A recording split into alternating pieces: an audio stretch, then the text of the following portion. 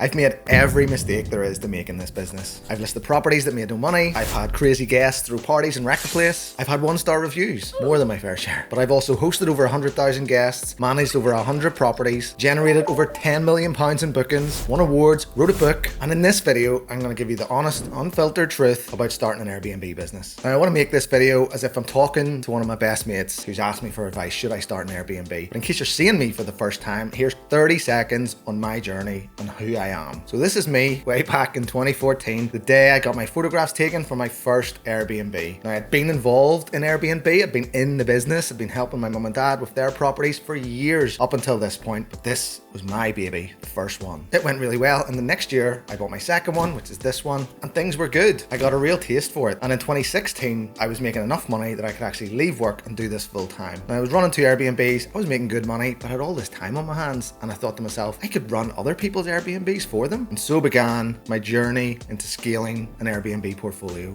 I do like 15 different things at the same time. I set up a management company and started managing other people's, and I grew and I made mistakes and I made lots of money and I lost all my time. We survived COVID, and I'm now in a place where I have a kick-ass team that manages our portfolio of around 75 properties. We do 18,000 guests a year. I haven't met or spoke to a guest in years because of this team, and yeah, things are pretty good now, but there were some bumpy roads, some potholes that I fell in, a lot of sleepless nights, a lot of stress, and I have to be honest, this journey is not for everyone. And so I want to address some common misconceptions straight off the bat. Airbnb is not a get-rich-quick scheme. It is not even a get-rich-easy scheme. You can make a lot of money from this business, but it is hard work, especially at the start. There are so many gurus, content creators out there who talk about passive income and that it's just money just rolls in. It's really not the case. There is so much work involved. This is intense. Like, people think it's easy. And by the end of this video, you'll have seen what it really takes to succeed, and hopefully you'll be able to make a decision if this business is right for you or not. So in terms of the reality check that I think a lot of people who want to get into Airbnb need to hear, first up, it is really hard to get started. So if you're going to buy a property, properties are expensive, especially the good ones that are going to do well as an Airbnb. They're not cheap. If you're a property investor already and you own a couple of properties, you might naively think you just switch from tenants to tourists, but it's not always that straightforward. A property that works really well for tenants and gives you a good return might be a terrible opportunity or investment for Airbnb guests. I get contacted by people on a daily or weekly basis who have gone through courses talking about Airbnb arbitrage or rent to SA, and they see that as the golden ticket because they don't have the finance or the income to buy a place, so they've been sold the dream of you just go and rent someone else's place, pay them the rent, make all the money. And again, this is such a difficult method to make work. It's hard. You're going to struggle with property owners actually letting you do it because they're thinking, well, why would I let you make loads of money off my property? You're going to come up against deal sourcers who bring you terrible properties with these fake or imagined numbers and sell you this. You actually pay them money, and then you get a property that actually makes no money, and they prey on these new aspiring Airbnb hosts. And then the thing I think a lot of people forget about when they're getting started in Airbnb and they finally got the property is the actual amount of money it takes to furnish it, to kit it out, to get it ready. This is not just about putting a few beds in. You need to fully stock this place with everything that guests will need when they're there. That's like appliances, knives and forks, pillows, everything. I mean, everything that you have in your own house, you're gonna need to put in this property, and it's expensive. Next up, I want to touch a little bit more on the time commitments that are involved. Now, it all does depend on what level of input that you're prepared to have here. So you have to ask yourself, are you going to be cleaning the property? If so, you have to account for that time, and that's going to be time that you don't really get to choose when it is, because bookings are going to come in, and when they leave,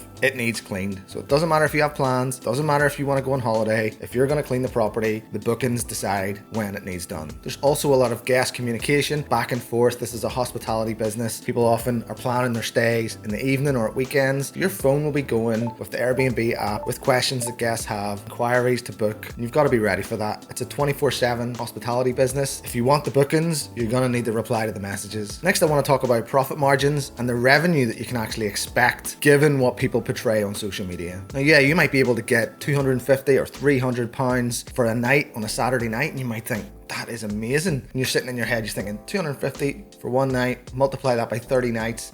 No. That's not how it works. The revenue that you get for your nightly rate has so many deductions to come off that. You've got the platform fees like Airbnb or Booking.com. You've got cleaning, you've got linen, you've got tax, you've got maintenance to set aside, you've got potential rent to come out of that. There's a lot of cost involved in this business. So look, I'm not trying to put you off this. This is my honest experience. There's a reason why I'm in this business, and there is a reason why lots of other people are in it too. When it's set up and run correctly, you can make a lot of money here. So if you're still here, I'm glad I haven't scared you off. Let's get into it. First up, let's talk about the foundations. And I do go really deep into this into my book, Short-Term Rental Revolution, which you can get via the link below in my Airbnb Success Blueprint. But I hope it goes without saying that the property that you put on Airbnb is the absolute most important fundamental that you can think of. This is your product. This is what people are paying for. This is your business, is this property. So it's so important that you get it right first time. And in my opinion, the number one thing that determines whether a property will succeed or not is the location. What's the location that promotes the best mental health for you? If you're in a town or city, it needs to be in a location that's going to be highly desirable for guests. Then you got to think about what type of property are you going to get? Is it going to be a 1-bedroom flat? Is it going to be a 4-bedroom house? Each of these has their own pros and cons. A 1-bedroom flat is going to be cheaper to buy than a 4-bedroom house, but a 4-bedroom house is going to sleep much larger groups, which is going to enable you to charge higher nightly rates. 1-bedroom flats might be more geared towards business travelers who may stay for longer periods of time at more affordable nightly rates, whereas your 4-bedroom house might be more attractive to stag and hen do's, and they come with their own massive problems. Next up, if you're getting started, it's really important that you look into the regulations and any sort of laws in your area about short-term rentals, because the last thing you want to do is spend a load of money buying a place and then even more money doing it up, and then you get a letter within the first week telling you to shut it all down. This whole regulation and bans on Airbnb across the world is something that is happening more frequently in more cities. My personal opinion is that it's cyclical, and we'll start to see those cities and areas where it's already been banned start to realize, oh,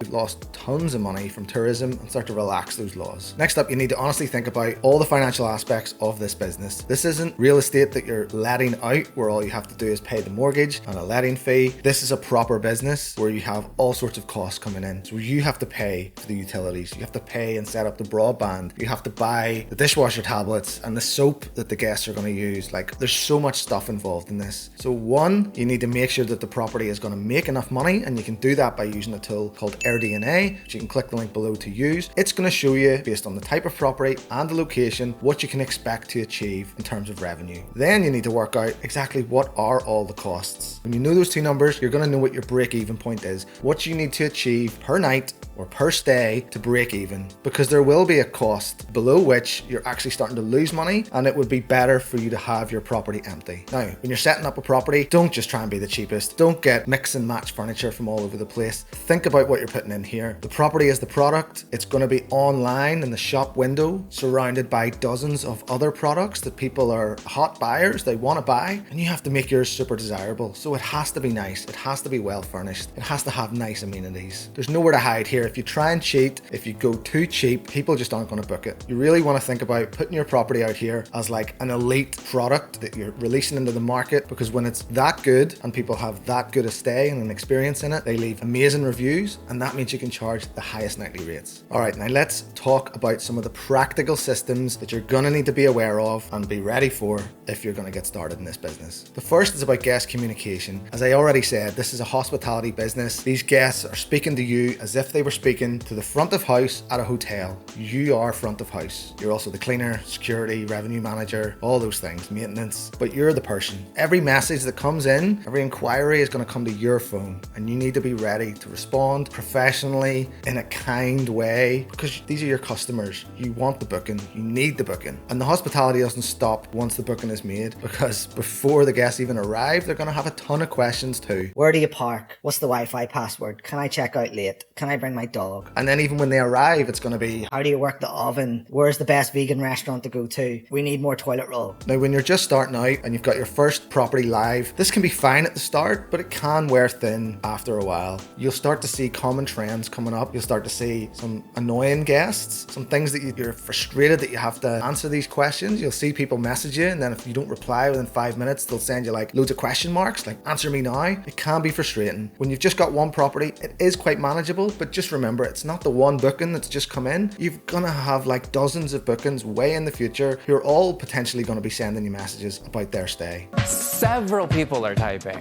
Next up, we're talking about the changeovers or turnovers or cleaning of the property. It obviously goes without saying that it needs professionally cleaned after every stay and before the next guests arrive. Now, that can be you that does it, That's how I started. I was literally the cleaner in my mum and dad's properties. And honestly, you will do the best job possible. It doesn't matter who you pay, how much you pay, no one will clean your property as well as you do. Because no one's going to care as much. It's not their business. They're just there to do a job. And if you're starting out, you might want to clean it yourself, but it is going to tie you geographically to that property. Your weekends are going to be decided by, what are we doing this weekend? Oh, well, actually, we can't do anything on Sunday because we've got a changeover. If you're okay with that, then okay. If you're prepared to outsource your cleaning, good job. That is the best way to do things. It's going to free you up, but just be prepared that things can and will go wrong. Because this isn't just a quick once over of everything, a quick wipe down. No, you need to be cleaning under sofas, in between cushions, under beds, behind doors, ovens, everything. Everything has to be spotless so that when the next set of guests arrive, they almost feel like they're the first set of guests to ever stay in this place. Now, if you're anything like me and any small maintenance issues in your own home, go ignored and put off for weeks and weeks. This cannot happen in the Airbnb world. If a guest reports something isn't working or is damaged, it needs replaced or repaired before they even leave. And that can be very difficult logistically to make work. It's easy if it's something like the batteries in the TV remote need replaced or a light bulb's not working. But if it's something like a washing machine or a dishwasher or the boiler or the Wi-Fi, these are big problems and these need fixed immediately, because if you don't, that all gets wrote down in a review once those guests leave, and every other set of potential guests reads that and then informs their decision about whether to book your place or not. Now, there are a lot of things that are going to take up time here. It is doable, I think, in around 10 hours per week if you've got one property that's doing particularly well, but you do need to think about time management strategies to protect your time and just not have it all swallowed up in the business. When I got married, I was sitting on my honeymoon messaging guests about the most mundane things ever. I've had so many date nights, birthdays, all these things. I've been like, hang on, I can't talk to you right now. There's a guest emergency here. This is not a business that stops at 5 p.m. Monday to Friday. In fact, your most busiest times are probably the weekend. So if you're up for that, if your family's forgiven, it's all good. All right, so we've talked about the foundations. We've talked about the systems that are needed. Let's talk about tweaking and fine-tuning everything to get it firing on all cylinders. The first thing we need to talk about is optimizing the rates that you're charging. Your rates in your Airbnb really should be dynamic. And that means they change based on the level of demand. So in the quieter periods or in empty days, they go down to try and attract a booking. And in periods of really high demand, they go up.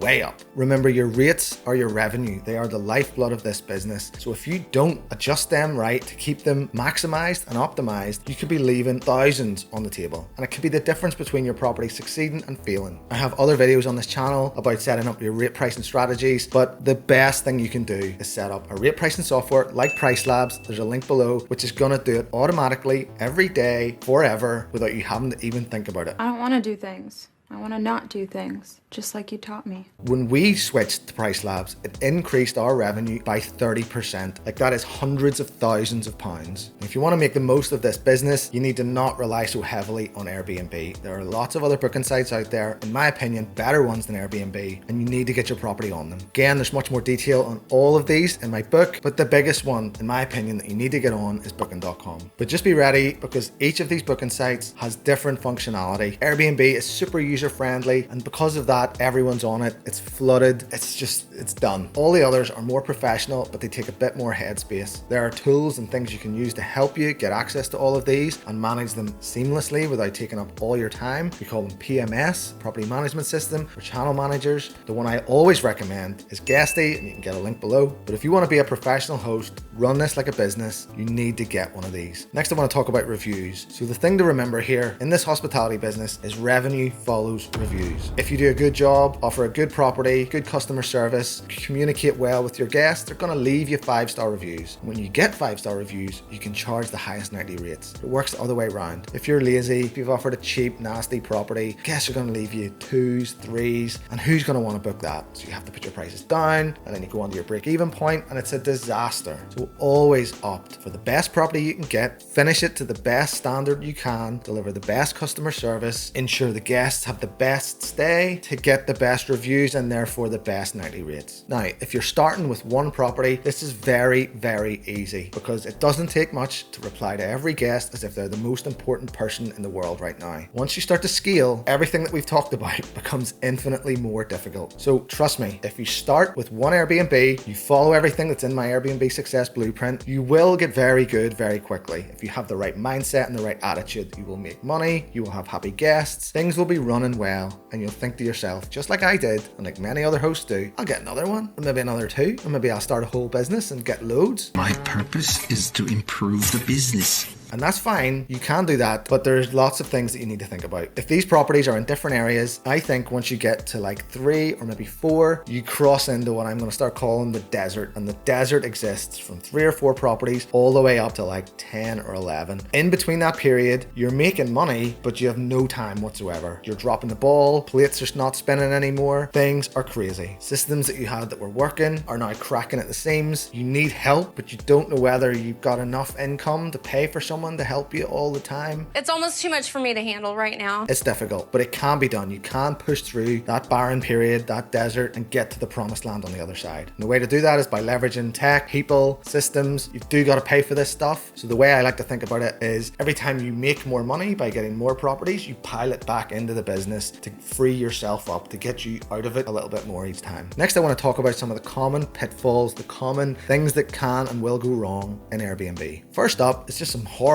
guests. I know they pay our bills. I know they put food on our table. But if you ask anyone in any hospitality job and you ask them what's the worst part of your job, they will say the customers. The vast majority are so nice, like probably 99% of them are lovely or fine, but it's the 1% that you will remember forever. You need to have a thick skin. You need to be able to smile and just let things wash over the top of you and stay professional and friendly, because at the end of the day, these are paying guests. They are our customers. The customer is always right most of the time, but they do get to leave reviews at the end of their stay. Now that's the case for just sort of like difficult guests who like book a tiny little room but expect 5-star standards, or get like offended because it rains in Belfast. But there are other guests who book Airbnbs who are just absolute dicks. You do get people who are coming to party and they just want a place because they'll never get away with it in a hotel, so they book your 4-bedroom house for them and all their mates to come. You need to be very careful with these people. You need to be streetwise. You need to vet and screen guests before you accept them. And again, there's a vetting procedure and the house rules template in that blueprint. There are lots of costly mistakes you can make as well when you're getting started. So you can be thinking you want to make the best, most amazing Airbnb ever. So you put in this beautiful furniture, handcrafted in Italy or whatever, like sheepskin rugs and all the rest. And then like 2 weeks later, someone who's had a few too many glasses of red wine just spills it, or someone's kids jump on the bed and break it. Like, these are expensive mistakes to make, but it's important to remember whatever wear and tear you're expecting, times it by 10. When people are on their holidays, they're not as careful with property and stuff as they are at home. So don't put the most expensive furniture in your property. Put in durable stuff that you can easily clean or replace. Another costly mistake, make sure you've done your research about whether to open up a property in this exact location or not. It would be awful for you to open up a property, spend tons of money getting it ready, only to realize that no one wants to go there. You can't, unless you're making like a treehouse or some glamping site, you can't manufacture demand to just drag people away and to your place. It has to be in an area where the demand is already there. And that's why tools like AirDNA are so useful, because you can clearly see, based on the performance of every other property in the area, what is possible. And another costly mistake is again around your rates. If you don't drop your rates quick enough or buy enough in periods of low demand, the bookings will just evaporate. The market forces are at play here, supply and demand. If demand dries up and there's lots of supply, you got to do something to get that booking in. Likewise, in periods of high demand, there's restricted supply, so you have to get those nightly rates up. Otherwise, you're just costing yourself potentially thousands over the year. These are the big mistakes that you can make when you're starting an Airbnb business.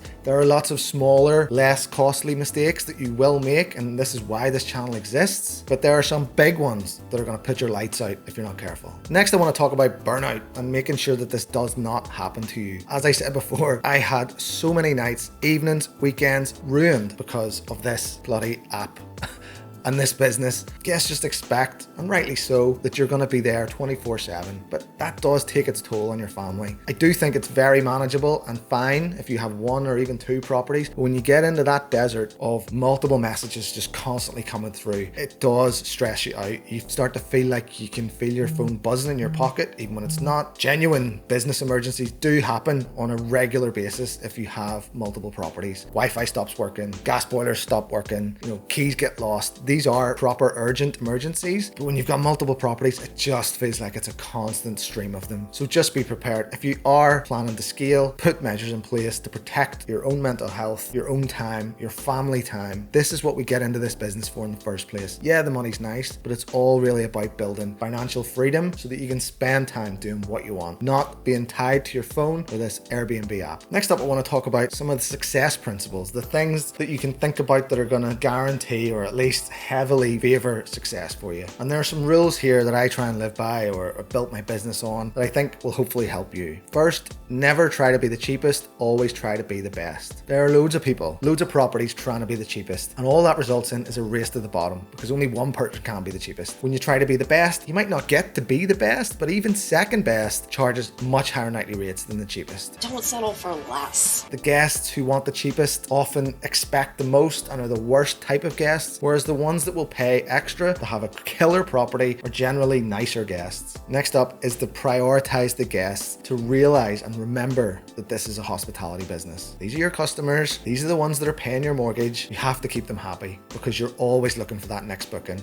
Once one leaves and leaves a review, you need that review to get you the next guest. Another rule of mine, touched on it already, is about getting the property in as many different places as possible. The internet is a big place. There's a lot of noise out there that you need to cut through. Do not just rely on Airbnb. And as well as leveraging those booking sites to get you bookings, you need to leverage other people, systems and technology that's going to take work off your plate to give you time back. So if you're starting with one property, that could just be a cleaner. That could be the rate pricing software. But certainly, if you're planning to grow, if you get to 3 and you don't have any of these systems in place, you are in trouble. Not only trouble in terms of burnout and your own mental health, but you're going to be leaving serious money on the table. You're going to start dropping the ball, mistakes made, and bad reviews. Now, in terms of mindset shifts that I think are useful in this business, I've got a couple. The first is the switch in mindset from tenants to tourists. So if you've come from a property investing background where you've dealt with tenants, you know the slow pace that things move in. I've already touched on the immediate fast pace that things need to move on whenever it's tourists or Airbnb guests. Next up is that this is a business. It's not a property strategy. It's effectively a one-room hotel. Think of yourself as a hotelier and you're gonna be able to deliver for those guests better. Next up, forget about occupancy. Do not go showing off your occupancy to all your friends. It means basically nothing. What you really want to be focusing on is your profit. We know the nightly rates, we know our costs, we know how many changeovers we have in a month. What is the profit? And when you think about it that way, then you start to realize, oh, 7 one-night stays actually aren't that good, even at that really high nightly rate, and 1 7-night stay is much better. So look, should you start an Airbnb business? Well, I think if you're planning on just starting 1 or 2 properties for a bit of a side hustle, bit of extra income, you're willing to put some systems in place like rate pricing software, cleaners, it's a really good business. If you're planning on doing everything yourself, I think you're going to burn out because whilst you might not be paying out for cleaners, you're not accounting for your own time, what the value of that is, what you're sacrificing to be able to have to go and clean an apartment or a house every weekend forever. If you get those systems in place, it kind of is a business like the Holy Grail that you can run from a beach or while you're asleep. It will make you money. Bookings are going to come in without you having to really do anything. The hard work starts then when the bookings arrive. If your goal is to grow a big scaled business of Airbnb properties, then be prepared for that desert in the middle where things are going to turn to shit, nothing's going to work, and you're going to have to just keep pushing through to even get your head above water, never mind make money. Now, if you think this business is for you, the next thing you need to do is watch this video where I'm going to show you how to set up the whole thing and make all the money. See you in the next one.